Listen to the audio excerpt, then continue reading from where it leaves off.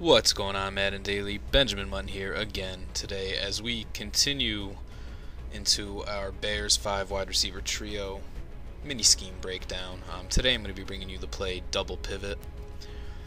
As you can see, we're going to start out here versus a cover 3. Now the two main adjustments that I like to do for this play are, first I like to drag over RB. As you can see, his route does not change, which is nice because it's a little weird little looking out route from that slot position.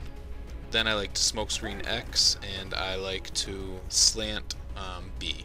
That's kind of my little third option, slant B. You don't have to do it. Sometimes I will leave that comeback route, which can also be glitchy in itself under the right circumstances, but for now I'm going to actually just keep slanting him out. So again, I'm going to smokescreen X, and I'm going to motion out RB, slanted B. Now here I'm going to show you, you can also flat route Y.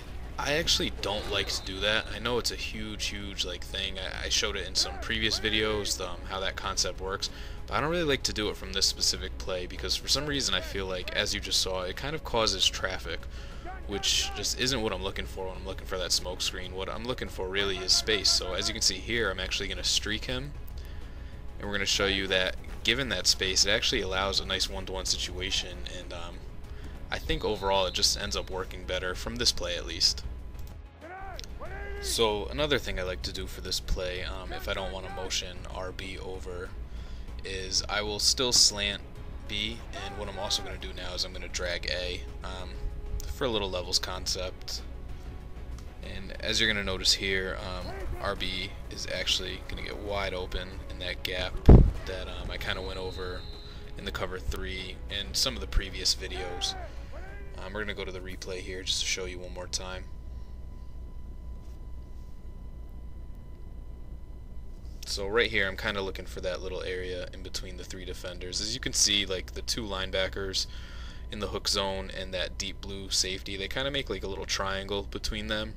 But right in the middle of there, I'm going to go to it right now, you're going to notice that there's just a wide open window, and if you can time it right, you could fit a ball in there, and it's going to be a nice gain, and they're not going to be able to recover in time to stop that, at least in cover 3.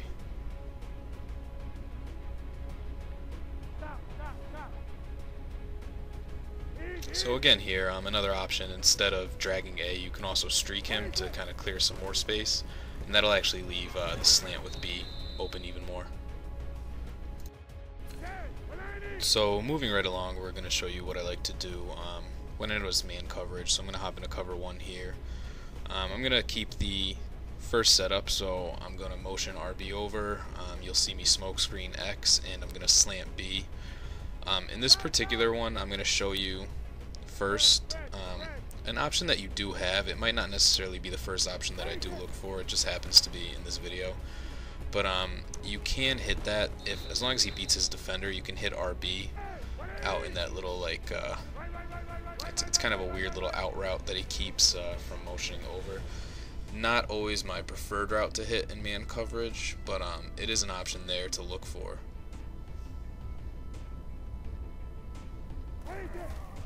And here you're going to see actually my more preferred route, which is that that pivot or that zig route. I know we went over this in one of the last plays as well, but I really like that concept going up against man coverage. I think it just torques its defender, and I like having RB over on this side to be a blocker upfield. As long as you can get by your first defender, you know, you should get some good blocks there. Unfortunately, Cam Chancellor was just a beast, and he caught up to me there, but if I'm able to wiggle past him, I do get some blocks upfield, which is nice.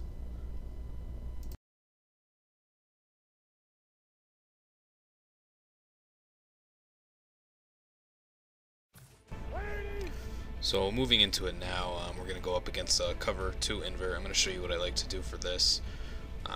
As always, I'm going to stick with the original setup before I go into anything else. So I'm going to smoke screen X, I'm going to slant B, and I'm going to motion RB over there. And versus off coverage, especially zone and cover 2 invert, being that I'm going to hit that smoke screen first for a real nice gain there, get a couple blocks, and can move upfield.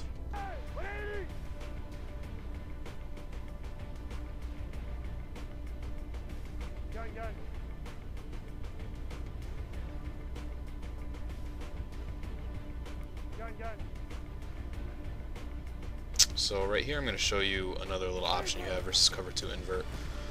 And that's actually to leave RB on that side, and what I did there was I streaked him, and what that did was that gave me room. So I noticed that there weren't a lot of defenders on the right in this cover 2 invert, so what that's doing for me is that's actually clearing out zones for me. So now that zig route on the right side is wide open for a good gain.